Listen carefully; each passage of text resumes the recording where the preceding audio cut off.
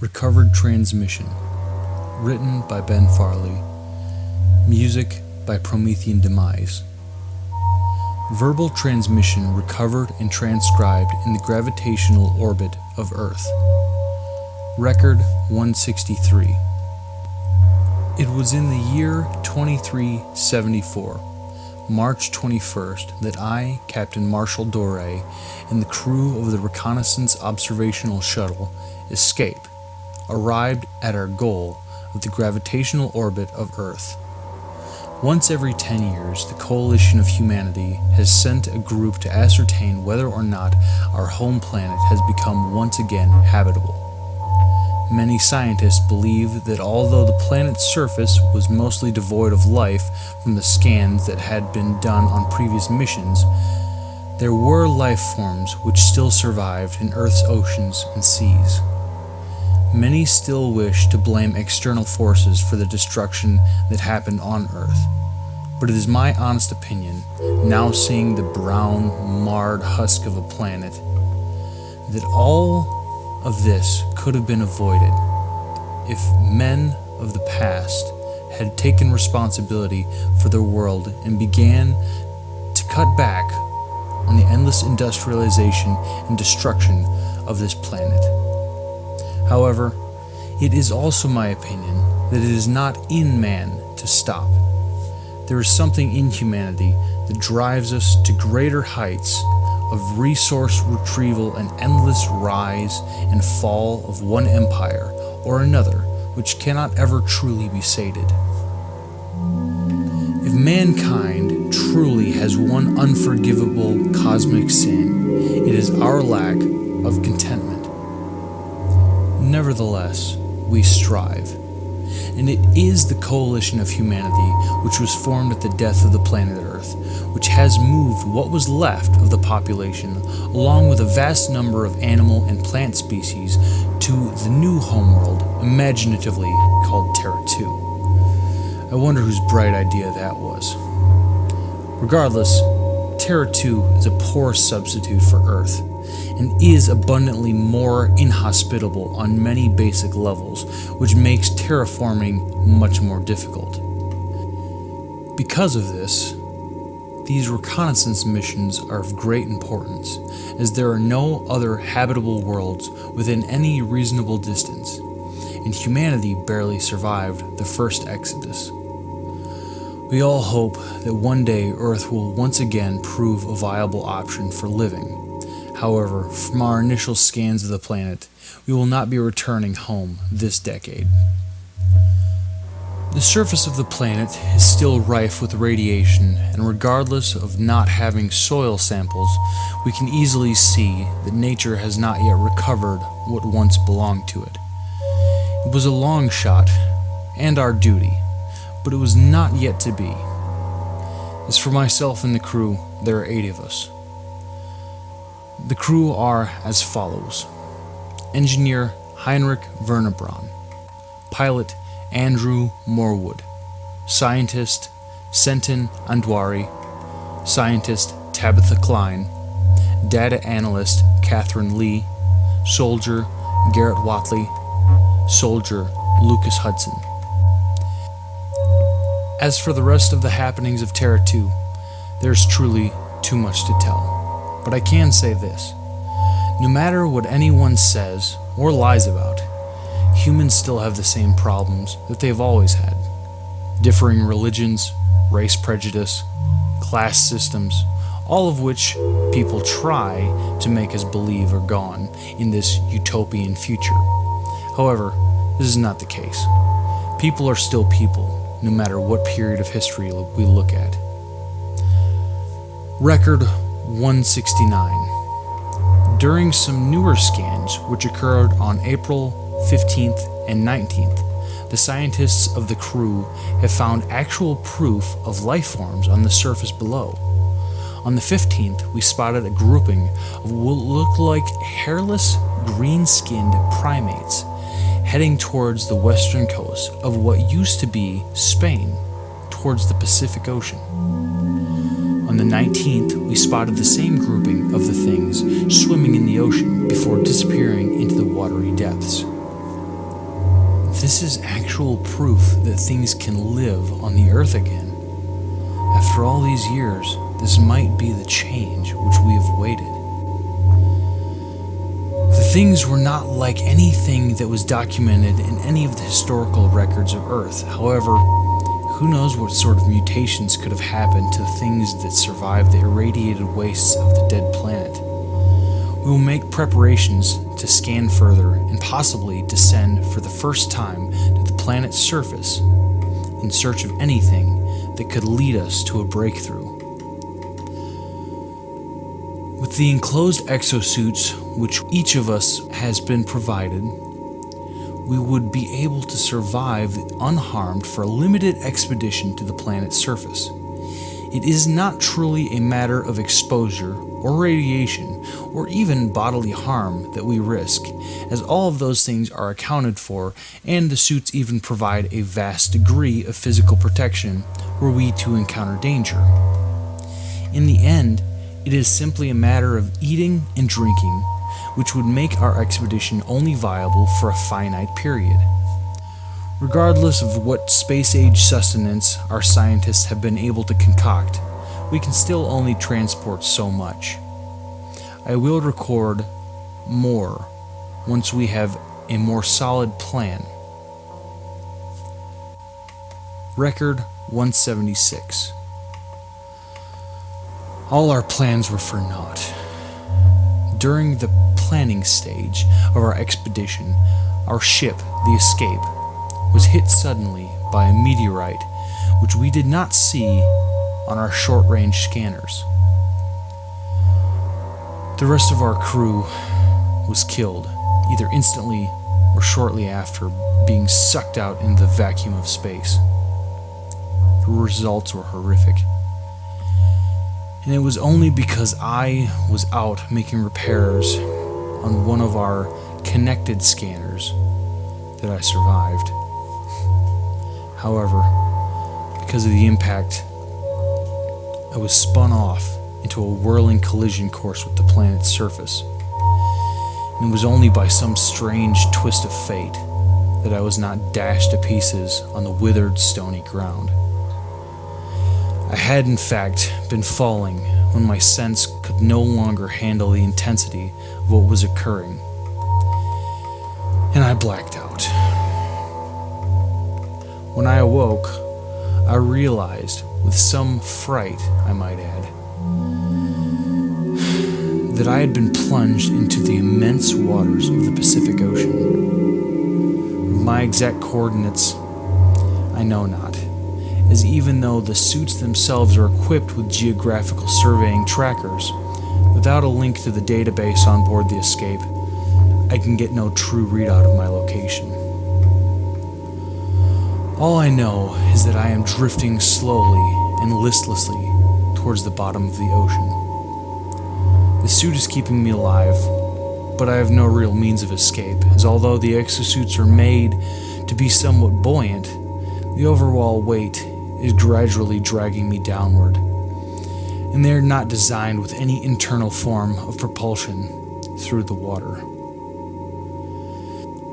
At first, I was terrified of the prospect of slowly starving, suffocating, or dehydrating, and although I am still afraid of the end, I've begun to look at the situation as an opportunity to retrieve possibly vital information for humanity before my demise.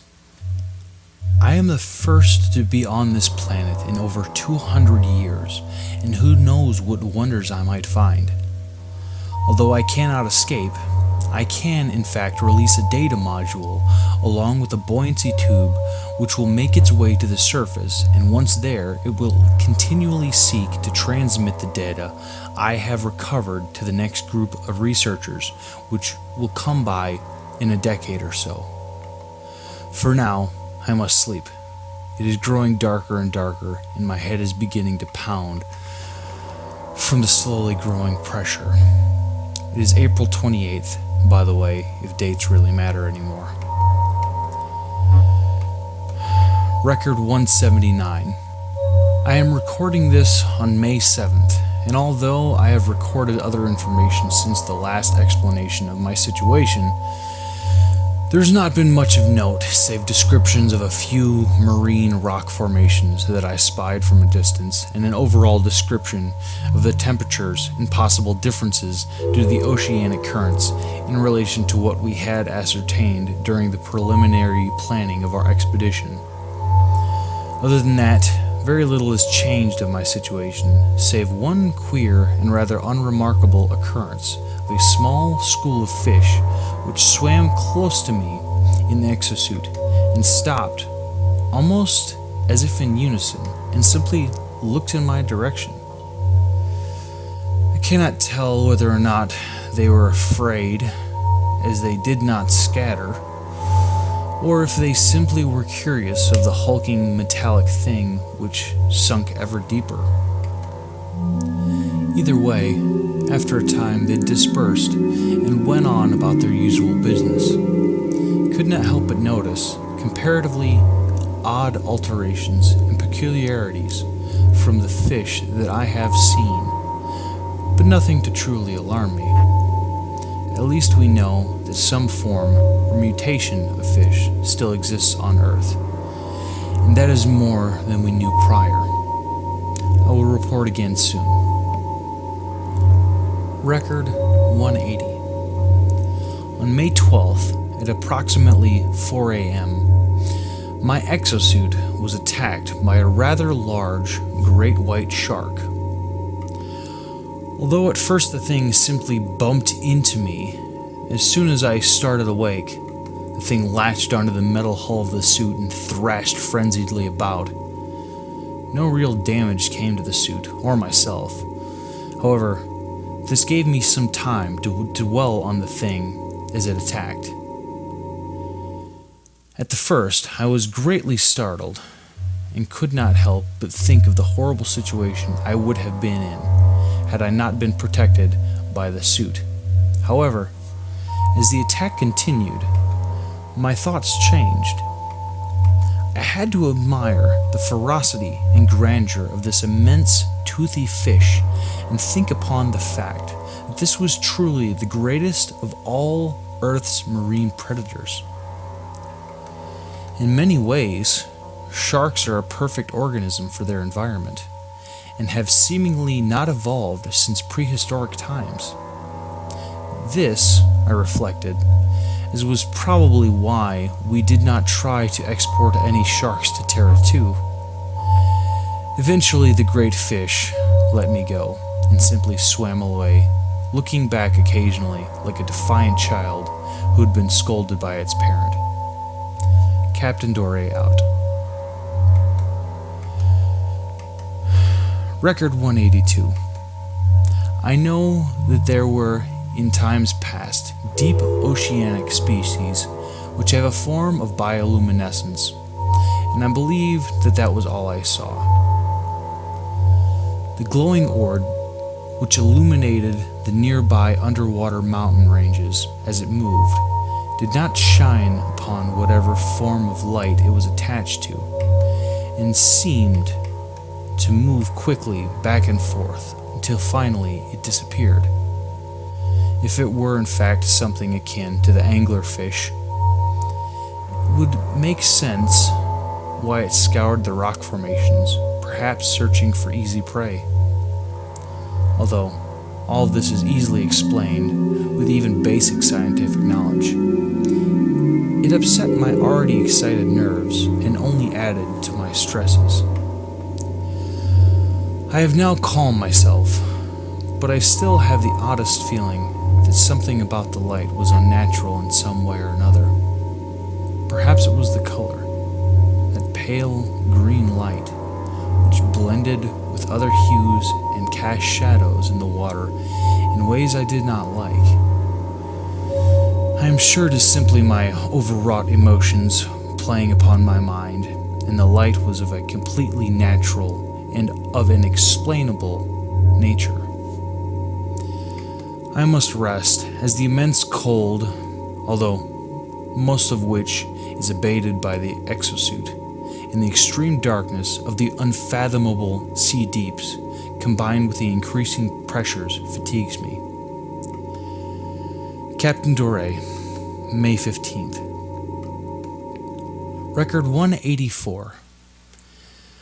I cannot say at what time, or what day even, that I finally drifted to the ocean's floor. When I awoke, I was in complete and utter blackness, like the void of oblivion. And I was a bit startled at first, believing that my lights had given out. I started up quickly, flicking on the switch for the floodlights. And upon doing so, I received a shock so great as to make me shiver and freeze with fright. Yet, was there nothing of true horror in what I saw? It was in fact only the immensity and unexpectedness of what I saw that held me inert while I stared blankly around. I saw, from the lights on my exosuit, an immense city of tangled and intermingled cyclopean stone which melded together all about me, creating an effect that, were it not for being mired in a thick morass of weedy mud, I would have not known whether I was at the base or highest spires of this unknown place. At first, my mind drifted to old tales from folklore and mythology of such ancient, sunken cities such as Atlantis and Lemuria. But these thoughts left my mind as quickly as they had come, due to the flood of newer thoughts which flowed in and erased all else. What civilization could have created the city of sky-flung monoliths and immense Titan blocks? Had this been built during that era of prehistory when the early Earth was still forming, with tectonic plates smashing with incredible force? Were there still inhabitants in this weedy, dead city? No. It could not be. This city must have been made by man on some island which sank in an era where no records were kept to tell of its fall. This was a human city of old, and all its inhabitants were deceased. All there was now was the structures themselves. What relics they held, and what remains were left of the city's inhabitants. I have resolved to plumb the depths of this strange, twisted, algae-slick stone city, and at the last give a description of what I see in anything I find, which could be useful to the people who may be settling Earth once again. Record 185. Moving through this strange dead city is difficult at times due to the odd angles which seem to act differently than they appear. Once I was almost plunged into the illimitable watery depths of what looked like a sort of bridge or walking arch, but was actually sections of jutted chasm which stretched into utter blackness. The few buildings I have searched do seem to have once been inhabited by ancient peoples, as there are things accustomed to everyday living made of various materials such as stone and relatively common non-ferrous metals. It would seem that the civilizations, whatever they were, that lived here was a vast one indeed, as the structures with their oddly angled architecture seem to lead off further than I can see in every direction.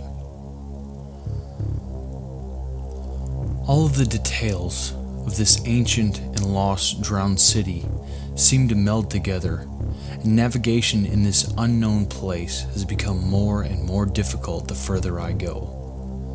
I am going to shut down for a while and rest my weary mind, as taking in so much in such a short period has taxed me greatly. I will report again when I awake. Record 186. I have just awoken from a demoniac nightmare, which I am sure is no more than a delusion cast upon my mind due to the gargantuan events which have happened since our ship was destroyed. I shall explain to the best of my ability what the dream was, not for any real data, but rather for my aching mind. I need to explain what it was that I saw in the shifting blackness of sleep. I found myself staring down from a place unknown to me, staring down at this great city, albeit from a period of time when its entirety was above the seething waves. From my perspective, I could see forms that seemed somehow familiar to me, which I realized I had seen as part of our orbital scans. Somewhat simian, greenish forms walked and crawled in strange shambling gaits, moving throughout the tightened blocks of the city, slipping in and out of the ocean in what seemed like a natural state to them, almost as if they had some form of civilization here. Crowning the city was an impossibly vast panel of carven stone, littered with odd carvings and symbols which seemed to descend into the depths underneath the city. The entire scene seemed redolent with some evil which slithered into some primordial genetic knowledge that would have made me shiver if not for my currently seemingly incorporeal form. Over what seemed to be like a millennia, the great panel slid open, releasing noisome vapors into the surrounding city, and the strange semi-humanoid folk knelt as if in prayer to some unheard horn or bell of worship. The entire scene continued on in silence, and instead, I rather felt the sounds and vibrations coming from below. Somewhere in the inky black depths of that stone portal, a thing slithered and flopped horribly.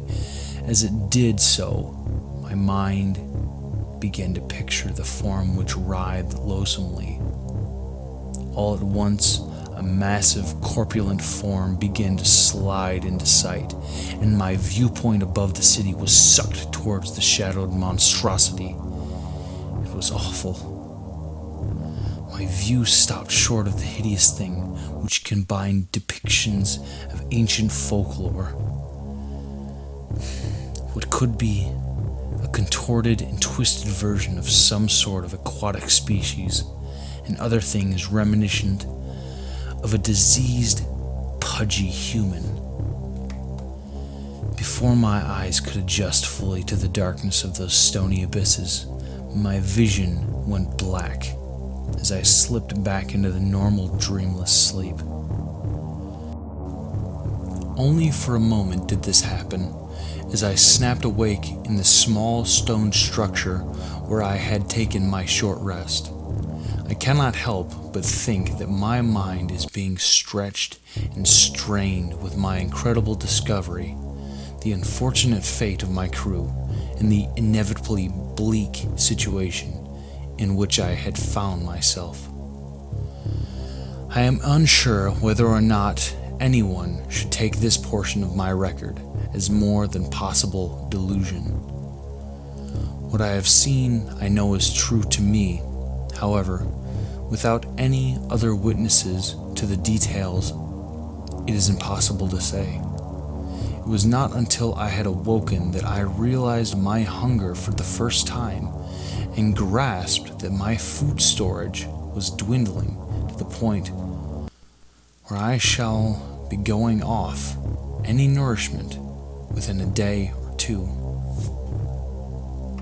Regardless of my mental or physical state, I shall strive and continue to record my observations of this eon-dead city so that the information may be used for the possible continuation of her humanity. If we should ever once again reclaim Earth as humanity's home. Record 187. Some time has passed since I last recorded. I must be deliberate now in explaining the events as they have happened. I had been searching throughout the city, looking into every nook and cranny in ways that only could be done with the means which I was equipped with due to the exosuit. Despite my large store of foodstuffs, I have run so incredibly low that I must now ration what I have left. I can begin to feel the hunger aching my stomach like some ghostly claws. Regardless of this fact, many were the oddities of this city, but few were of real import, save for the few inhabitants which I encountered in this city that I had thought abandoned.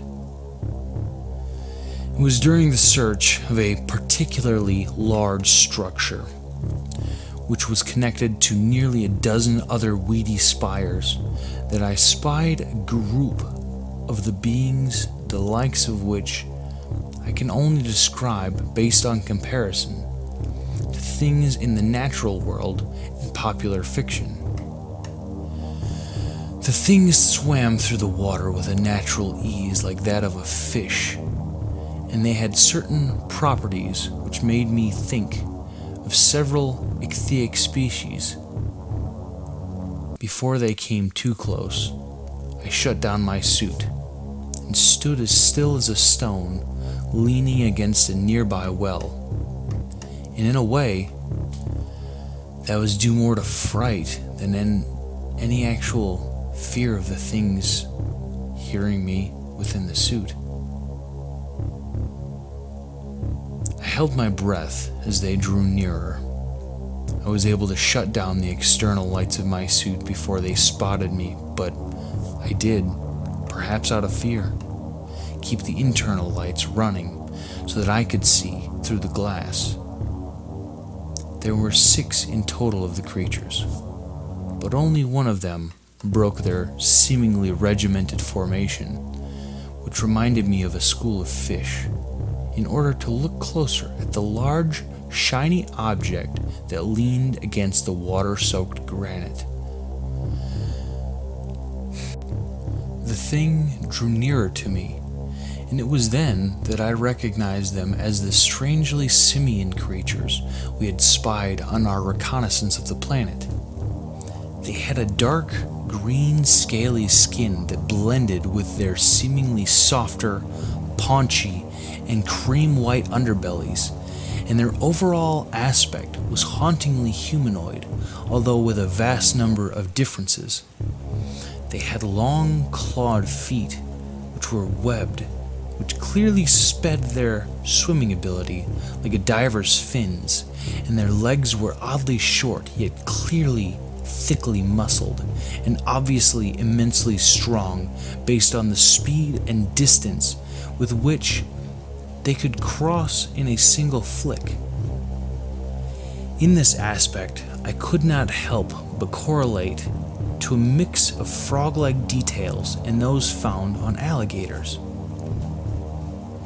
Their long, rangy arms dangled past their knees when they floated in the water, and they ended in prodigious paws which reminded me in some ways of thick primate hands, save that they were squamous and had sharp, near inch-long claws at the ends. A long fin ran the course of their backs, dotted at mostly regular intervals by long bony spines which ranged in a length, with the longest of them located near the center of its lengthy back. Strangest of all were their heads. They were large and scaly, with a cream-white smooth portion like the belly running up under their chin. On either side of their necks were a number of scaly gills which fluttered occasionally, assumingly as a portion of their breathing process. Their mouths were vast, nearly the full width of their heads, and lined with an immense number of sharp fangs or triangular teeth. And I could see that there were replacements behind, almost like what sharks have.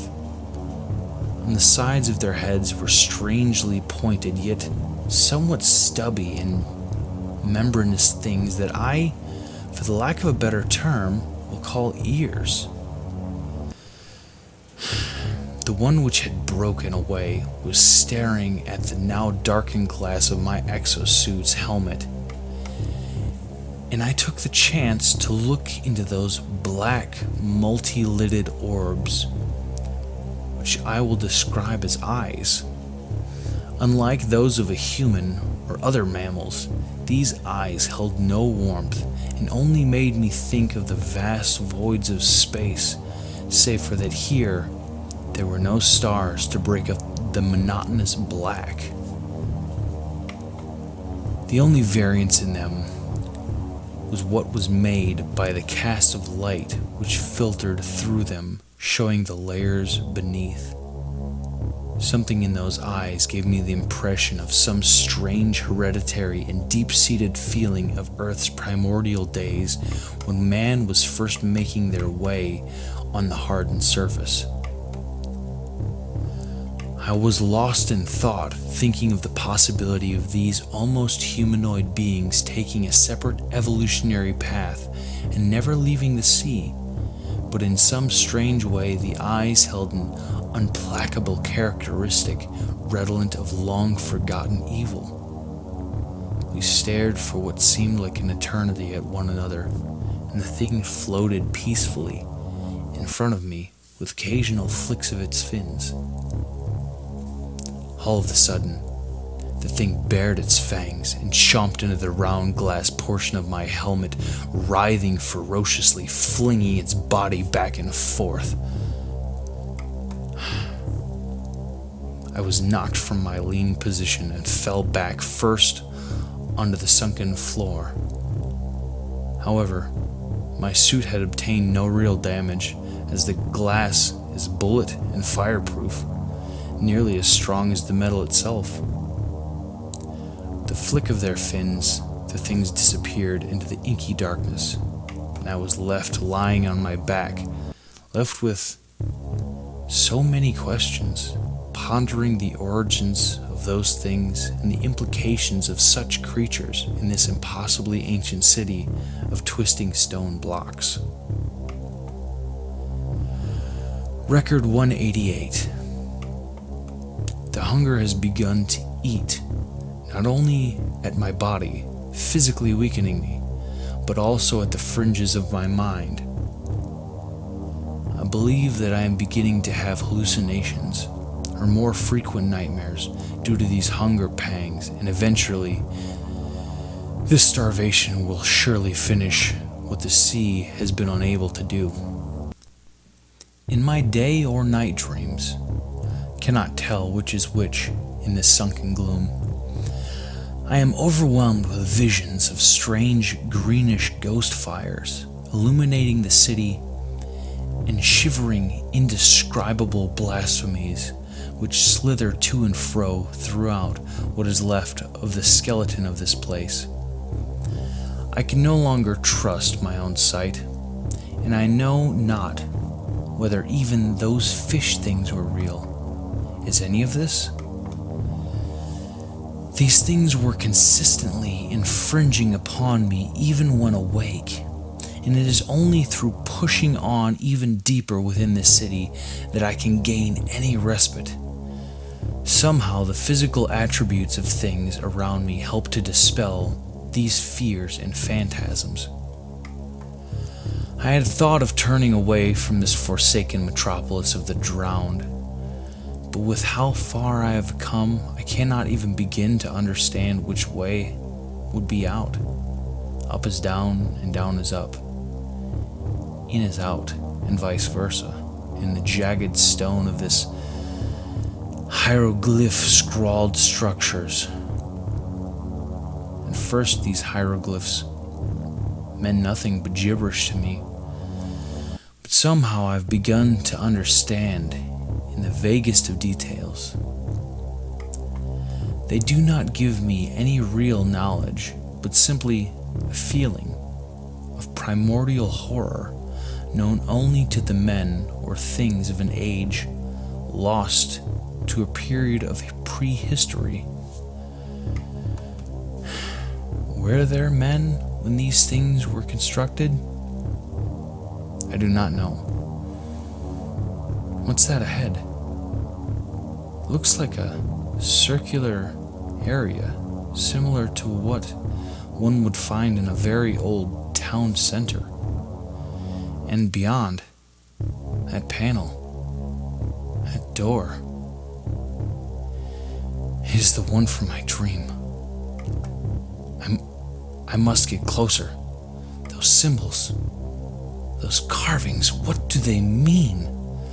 I can almost make out some of the hieroglyphs. It looks like a fish or a lizard or a man. What is it? The door is massive. It must be nearly a mile across. How would men even open a thing like this? The carven pit beneath where the panel must have sat is black with an almost material thickness. My lights barely pierce the darkness. What was that sound? A gurgling or a sloshing deep below? It is so loud. The ground is rumbling like an earthquake. What is that? What is it?